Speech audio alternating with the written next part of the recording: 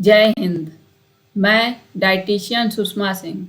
आज मैं चर्चा करूंगी हार्ट ब्लॉकेज यानी कॉरोनरी आर्टरी डिजीज के विषय में। कॉरोनरी आर्टरी डिजीज इसका मतलब है कि जो ब्लड सप्लाई करता है हार्ट के मसल्स को, उस ब्लड वेसल्स में कभी कभी ब्लॉकेज आ जाता है और ब्लड सप्लाई ठीक से नहीं हो पाता है। इसलिए जब ऐसे पेशेंट दौड़ते हैं या सीढ़ियाँ चढ़ते हैं या कोई भारी सामान उठाते हैं तो उन्हें दर्द होने लगता है या एंजाइना होता है, डिस्कम्फर्ट होता है। ऐसे में डॉक्टर बोलते हैं एंजियोप्लास्टिक करा लो, बाईपास सर्जरी करा लो। लेकिन एक तीसरा उपाय भी है जिसका नाम है नेचुरल बाईपास। ये पूर्ण रूप से प्रमाणित है, जो एमडी लेवल पर पढ़ाया जाता है। नेचुरल बाईपास मतलब आपका शरीर खुद ही सर्जन बनकर ब्लॉकेज को रिपेयर करने का काम शुरू कर देता है। आप इसे आसान भाषा में इस तरह समझ सकते हैं। यदि आप 4 व्हीलर गाड़ी खरीदते हैं तो 5वां पहिया भी मिलता है जिसे स्टेफनी कहते हैं। उस वक्त तो उस पहिए का कोई काम नहीं होता, लेकिन वे जो मैन्युफैक्चरर है उसने वे पहिया इसलिए डाल दिया क्योंकि आपके सफ़र में कोई एक पहिया पंचर हो जाए तो आप उसे बदल सकें और आपकी यात्रा बिना रुकावट चलती रहे।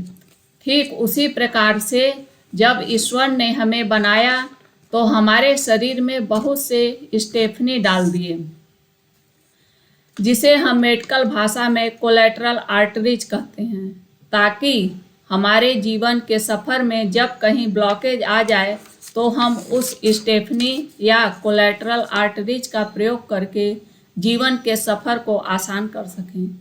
ये जो कोलैटरल आर्टरीज है ये बहुत छोटे छोटे होते हैं, जिसे हम माइक्रोस्कोप से देख सकते हैं। वे नेटवर्क की तरह पूरे शरीर में हैं, बिना प्रयोग के स्टेफनी की तरह। तो जब भी कहीं ब्लॉकेज होता है, वे हार्ट में हो या शरीर के किसी अन्य भाग में, तो शरीर अक्सर उस कोलैटरल आर्टरीज का प्रयोग कर लेता है। लेकिन शरीर उस कोलैटरल आर्टरीज का प्रयोग तभी कर सकता है जब शरीर में नाइट्रिक ऑक्साइड का प्रोडक्शन बढ़ जाए।